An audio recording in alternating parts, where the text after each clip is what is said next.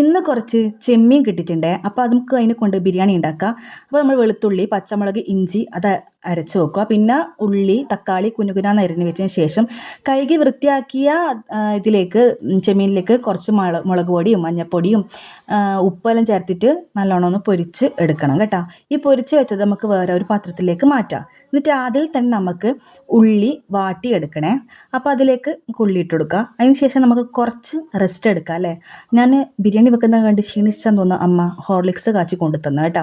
അപ്പോൾ അതിന് ശേഷം നമുക്ക് ഉള്ളി വാടിയിട്ടുണ്ട്. ഉള്ളി വാടിയിലേക്ക് നമുക്ക് ആ പേസ്റ്റ് നമുക്ക് അതിലേക്ക് ഇട്ട് കൊടുക്കുക. പിന്നെ അതിന് വേണ്ടിയിട്ട് മസാലപ്പൊടി, മഞ്ഞൾപ്പൊടി, മുളക് പൊടി, മല്ലിപ്പൊടി, നമുക്ക് ഉപ്പ് വേണമെങ്കിൽ അതും ചേർക്കാം. പിന്നെ നമുക്ക് തക്കാളിയും കൂടി ചേർക്കാം. അതിൻ്റെ പച്ചമണം മാറിക്കഴിഞ്ഞിട്ട് വേണം ചേർക്കാൻ. പിന്നെ അതിന് ശേഷം നമുക്ക് ആ ചെമ്മീൻ പൊരിച്ചതും കൂടി അതിലേക്ക് ഇട്ടിട്ട് ഇപ്പോൾ സംഭവം ഏകദേശം റെഡി ആയിട്ടുണ്ട്. നമുക്ക് അതിലേക്ക് മല്ലിപ്പൊടിയും പിന്നെ ചോറിലേക്ക് മസാലയും കൂടി പെരക്കി വെക്കാം കേട്ടോ. അപ്പോൾ അടിപൊളി ടേസ്റ്റാണ് കേട്ടോ. അപ്പോൾ ഞാനൊന്ന് കുറച്ച് കഴിച്ചു നോക്കാൻ പോകുന്നുണ്ട് കേട്ടോ.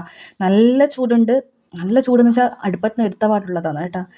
എനിക്ക് ക്ഷമയുണ്ടായിട്ടില്ല. അപ്പം തന്നെ കഴിക്കാൻ തോന്നി. അപ്പോൾ ഞാൻ കഴിച്ചു നോക്കിയിട്ടുണ്ട്. അടിപൊളി ടേസ്റ്റാണ് കേട്ടോ.